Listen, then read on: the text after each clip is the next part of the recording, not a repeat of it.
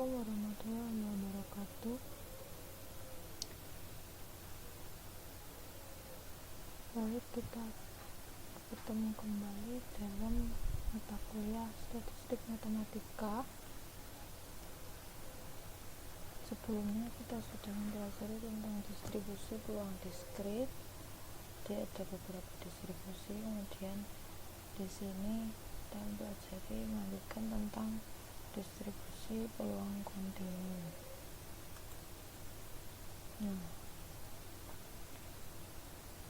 Berbeda dengan variabel random diskrit, untuk kontinu variabelnya mencakup nilai pecahan maupun mencakup range atau rentang nilai tertentu. Jadi kalau diskrit kan cuma tiap titik-titik ini 1, 2, 3. Nah, sedangkan kontinu ini jadi semua pecahan yang ada di sini. Jadi kalau dalam garis bilangan itu mencakup semua yang ada di sini. Jadinya terus menerus gitu. Makanya kontinu. Kalau di sini kan cuma titik gitu. Kalau ini kan sebuah garis, jadi berbeda. Kemudian karena terdapat bilangan pecahan yang jumlahnya tidak terbatas, kita tidak dapat menuliskan semua nilai yang mungkin bersama dengan probabilitasnya masing-masing dengan tabel. Jadi kan gak mungkin per poin-poinnya itu gak mungkin ditulis. Untuk itu dipakai fungsi kepadatan probabilitas atau PDF, probability density function. Plot untuk fungsi seperti ini disebut kurva probabilitas. Nah, ini nilai probabilitasnya dinyatakan sebagai luas suatu kurva yang bernilai positif. Jadi selalu di atas sumbu X, di sebelah, jadi di kuadran 1 positif ini. Di berupa kurva atau garis, jadi nilai probabilitasnya ini jadi luasan dari ini. Kalau ini kan sininya, ini sininya. Jadi dibatasi dari X berapa sampai berapa, seperti itu. Itu untuk nilai probabilitas atau nilai peluangnya. Sedangkan fungsinya berbentuk kurva probabilitas. Untuk distribusi peluang kontinu ini terdiri dari beberapa distribusi yang populer. Nah, ini ada distribusi seragam kontinu, gamma, eksponensial, Weibull, tipe beta, dan normal. Nah, ini untuk yang tiga ini disebut juga distribusi tipe gamma. Jadi seperti turunannya itu, maksudnya bukan turunannya, pengembangannya dari tipe gamma. Kemudian yang nanti yang normal ini kita akan bahas dalam satu pertemuan yang lain. Nah, sekarang yang pertama distribusi seragam kontinu. Nah, ciri-cirinya di sini variabel random seragam Y sama dengan salah satu nilai dalam interval Y lebih dari sama dengan A kurang dari sama dengan B. Jadi variabel randomnya sebagai salah satu nilai pada interval antara A dan B. Kemudian setiap Y memiliki nilai peluang seragam dalam selang Y lebih dari sama dengan A kurang dari sama dengan B.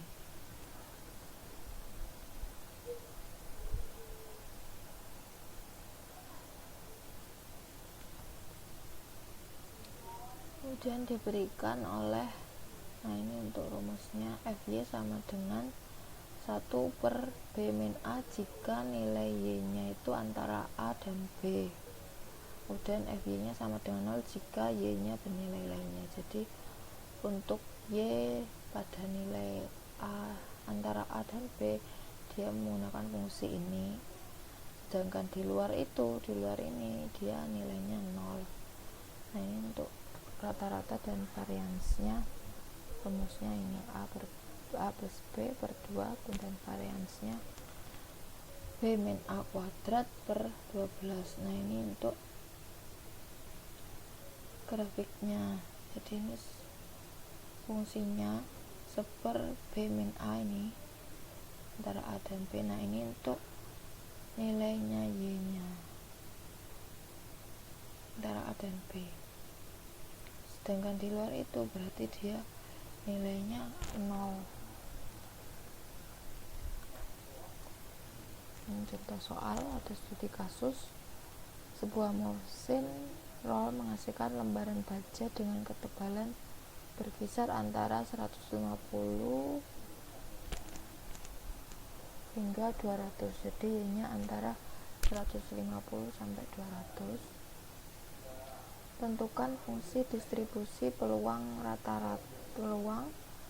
rata-rata dan variansi dari ketebalan baja jika dianggap menganut distribusi seragam. Jadi sesuai rumus yang tadi ya, dia FY nya untuk antara A dan B dengan A dan Y nya antara A dan B, A nya gini 150, B nya 200, maka FY nya sama dengan seper B min A, B nya 200 min A nya 150, jadi seper 50, karena di sini menganut distribusi seragam.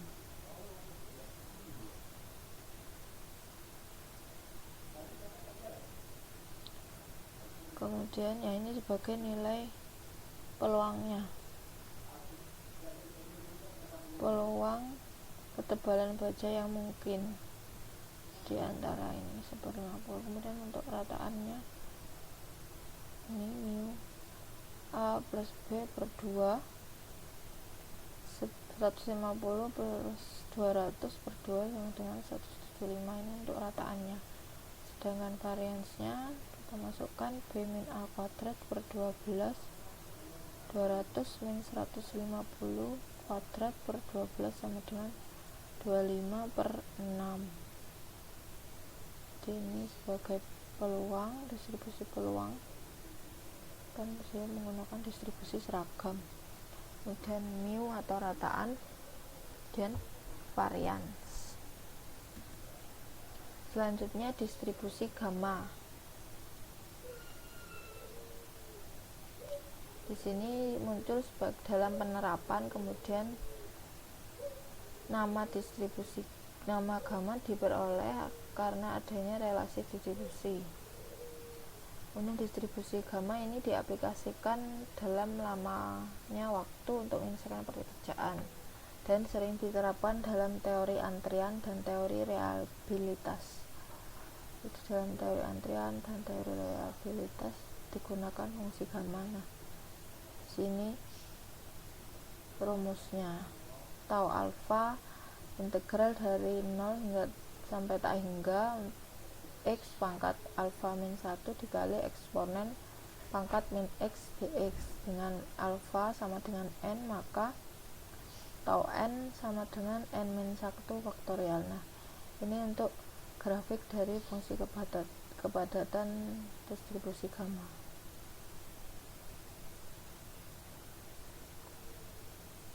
Gambar fungsinya seperti ini. Jadi cenderung puncaknya ini ada di sebelah kiri, kemudian semakin ke kanan semakin landai. Ini biasanya modelnya seperti ini. Nanti distribusi yang lainnya biasanya bentuknya juga ada cenderung bentuk-bentuk dengan tipe yang sama, jadi sesuai dengan tipenya distribusi apa. Normal juga ada bentuknya nanti. Kemudian jika parameter skala sebuah distribusi gamma B sama dengan 1, diperoleh suatu distribusi gamma standar. Maka jika X adalah variabel acak kontinu dari distribusi gamma standar, fungsi kepadatan probabilitasnya adalah ini Fg G gamma ya, X, alfa akan sama dengan X pangkat alfa min 1 kali eksponen min X per tau alfa untuk X lebih dari sama dengan 0. Ini ada sama dengan.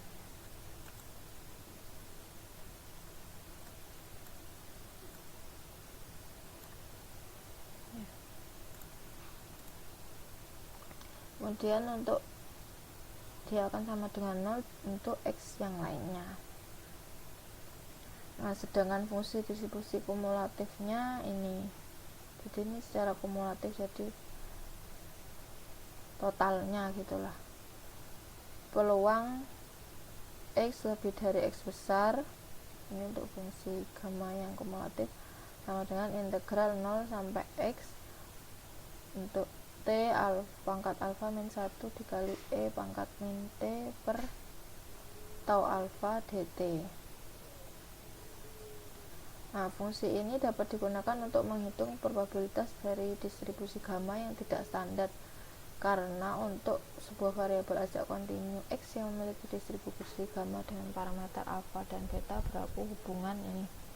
Nah, kalau parameternya itu ada alfa dan beta, maka kita sinkronkan dengan ini dulu. Jadi Fg nya X alfa, beta sama dengan Fg X per beta, alfa. Jadi ini sebagai fungsi yang depan, ini gantikan yang ini, terus alfanya tetap. Contohnya, nah ini misalkan sebelum ke contoh, kita lihat di tabelnya. Ini untuk mencari nilai-nilainya. Misalkan nanti X, alfa, nah kan ketemu berapa, berapa. Nah, X nya dicari di sini berapa, nanti dicocokkan ke alfanya berapa.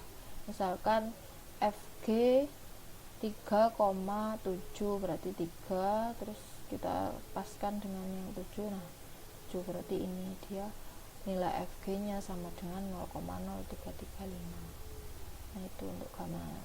Itu hasil dari perhitungan setelah dihitung ini 3,7 nya. Contoh soalnya, nah misalkan variabel acak kontinu X yang menyatakan ketahanan suatu bantalan peluru dalam ribuan jam yang diberi pembebanan dinamik pada suatu putaran kerja tertentu mengikuti suatu distribusi gamma dengan alfa 8, beta 15. Maka probabilitas sebuah bantalan peluru dapat digunakan selama 60.000 sampai 120.000 jam dengan pembebanan dinamik pada putaran kerja tersebut adalah, nah ini peluangnya berarti di sini kan diketahui ada alfa dan beta, berarti kita sinkronkan dulu pakai ini, alfanya berapa, terus betanya berapa. Nah, untuk batasnya kan dia dari 60 sampai 120, jadi peluangnya antara 60 sampai 120.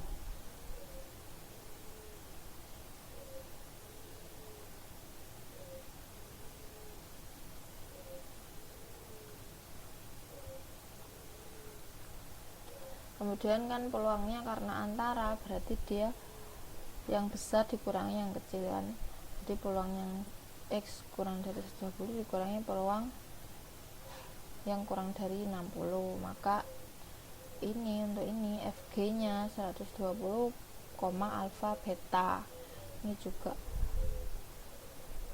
60, alfa beta, ini untuk X kecilnya ya, 120 dan 60 nya.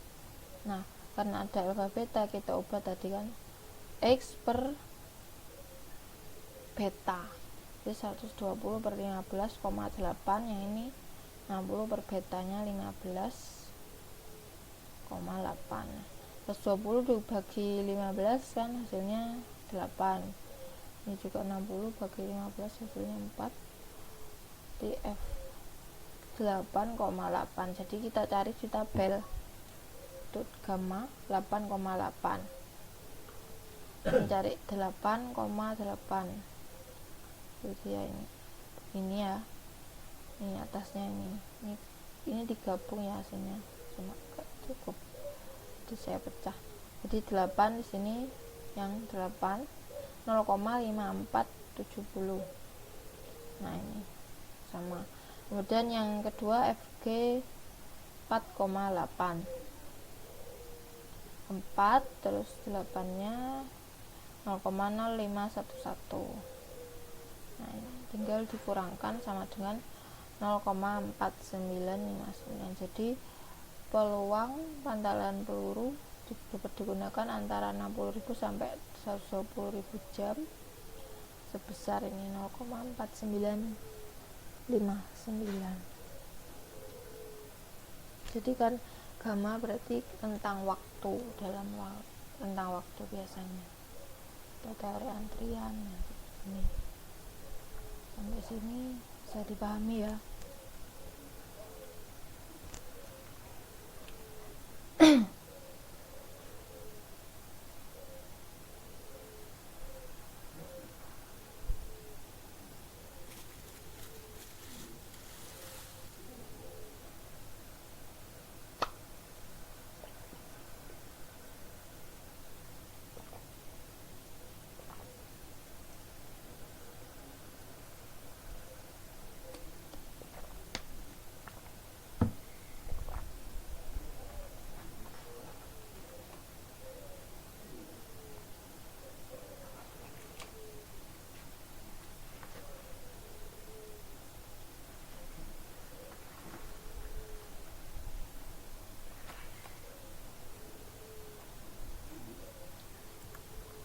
Selanjutnya tentang distribusi eksponensial.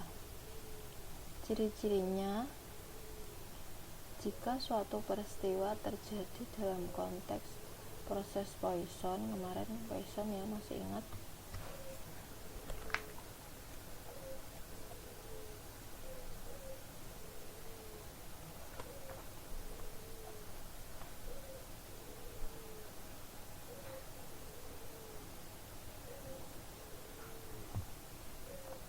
di Poisson ciri-cirinya kemarin apa? Terjadi dalam selang waktu atau daerah tertentu.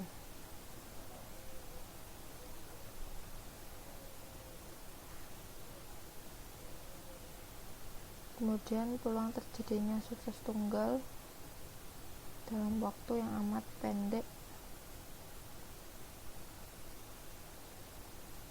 dalam daerah yang kecil dibanding dengan panjang selang waktu atau daerah yang besar. Kemudian di sini maka panjangnya waktu atau ruang antar dua peristiwa yang berurutan mengikuti distribusi probabilitas kontinu. Karena waktu atau ruang itu bersifat kontinu. Nah, di situ sehingga menghasilkan variabel random yang kontinu. Distribusi eksponensial ini sering disebut sebagai distribusi waktu, dan peristiwanya sangat erat berkaitan dengan peristiwa distribusi Poisson. Jadi karena di eksponensial ini terjadinya dua peristiwa yang berurutan, jadi peristiwanya berurutan. Kalau yang Poisson kan kemarin tidak dijelaskan kalau berurutan. Nah, misalnya suatu antrian kapal yang berlabuh di suatu dermaga, kemudian jumlah kedatangan kapal mengikuti distribusi Poisson, sedangkan waktu antara kedatangan kapal mengikuti distribusi eksponensial itu. Jadi Poisson ini sebagai jumlah kapalnya, jumlah datang kapal, sedangkan ini waktu kedatangan kapalnya menggunakan eksponensial karena kan waktu itu kan berurutan. Jumlah kedatangan kapal gak harus berurutan. Terus fungsi kerapatan eksponensial ini dirumusnya f T1 sama dengan lambda eksponensial pangkat lambda T. T1 ini waktu kejadian yang pertama dalam proses Poisson dan disebut waktu ulang atau waktu antara kedua kejadian yang berurutan. Karena kejadian sukses itu independen atau tidak bergantung dari waktu ke waktu. Jadi bebas, kejadian suksesnya ini gak bergantung dengan kejadian lainnya, independen. Kemudian lambdanya sini rata-rata jumlah kejadian dalam setiap unit ukuran.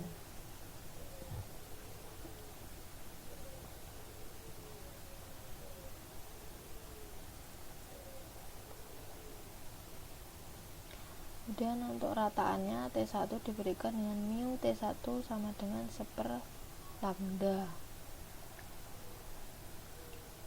Sampai sini bisa dipahami ya. Jadi eksponensial berhubungan dengan waktu, terus ada urutannya, dan dia ada hubungan dengan distribusi Poisson yang kemarin. Kemudian fungsi distribusi T1 ini dapat dicari menggunakan persamaan F T1 sama dengan peluang T kecil lebih dari sama dengan T1 sama dengan 1 min E pangkat min lambda T. XT dalam distribusi Poisson berarti jumlah kejadian sukses dalam interval T. Nah, sedangkan di T1 menyatakan waktu sampai terjadinya sukses. Kalau ini yang Poisson jumlah kejadian suksesnya, sedangkan T1 di sini eksponensial itu waktu sampai terjadinya sukses. Maka bila diketahui T1 lebih dari T kecil, artinya dalam waktu tersebut tidak ada kejadian sukses, sehingga fungsi distribusinya dirumuskan dengan ini. P T1 lebih dari T sama dengan P XT sama dengan 0 akan sama dengan eksponen pangkat min lambda T. Ini bila tidak ada kejadian sukses.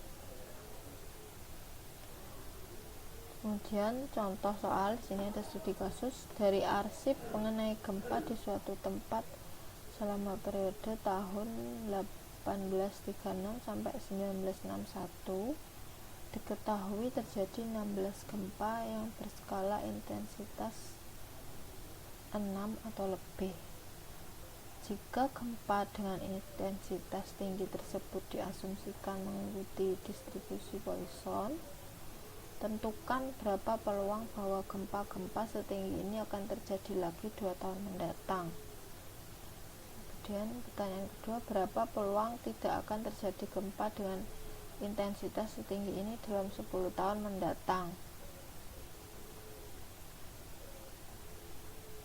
Jadi pertanyaannya ini ada untuk 2 tahun mendatang terjadi, ini terjadi 2 tahun mendatang, sedangkan yang ini gempanya terjadi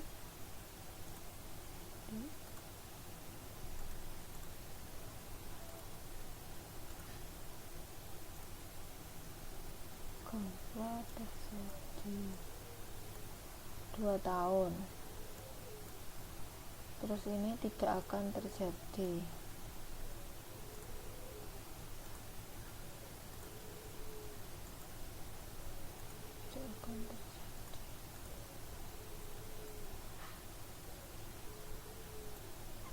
Dalam waktu 10 tahun. Jadi bedanya di sini terjadi berarti dia suksesnya dalam waktu 2 tahun mendatang, terus ini tidak sukses atau tidak terjadi gempa dalam waktu 10 tahun. Beda ya. Sampai sini bisa dipahami maksud soalnya. Maka jawabannya di sini yang akan terjadi dalam 2 tahun berarti dia peluang T-nya kurang dari sama dengan 2. Kalau tadi kan ini lebih dari kalau yang tidak terjadi.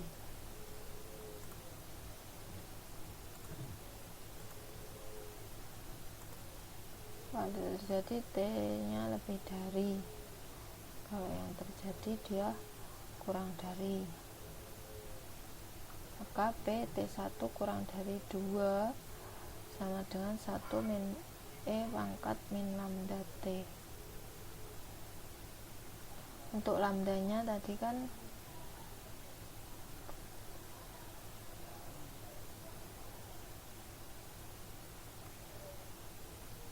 rata-rata jumlah kejadian dalam setiap unit ukuran.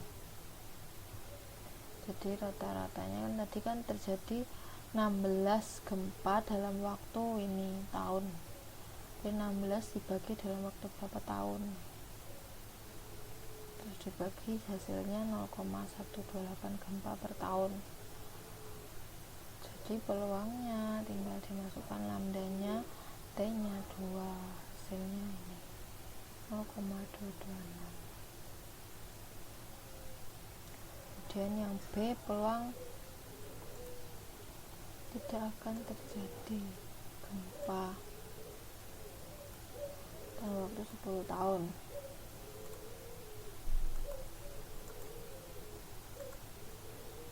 Berarti dia T nya lebih dari, karena tidak akan terjadi.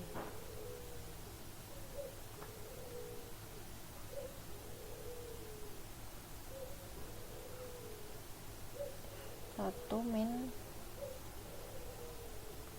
P T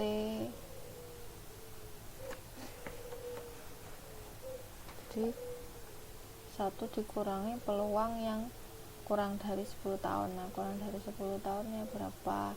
Kita pakai rumus yang ini nanti kan tadi kalau lebih dari, nah ini kan nggak ada 1 minnya, itu asalnya dari sini.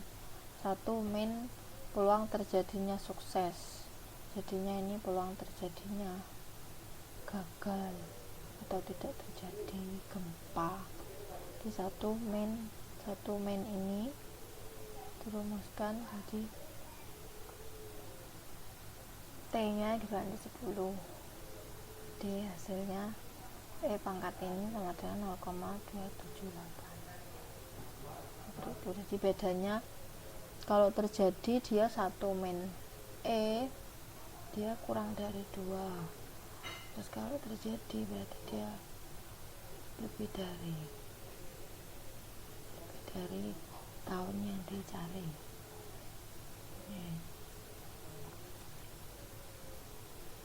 Sampai sini bisa dipahami ya,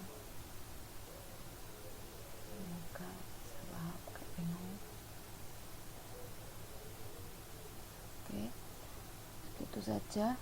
Untuk distribusi selanjutnya bisa nanti diterangkan di perkuliahan selanjutnya. Oke, terima kasih, semoga bermanfaat. Wassalamualaikum warahmatullahi wabarakatuh.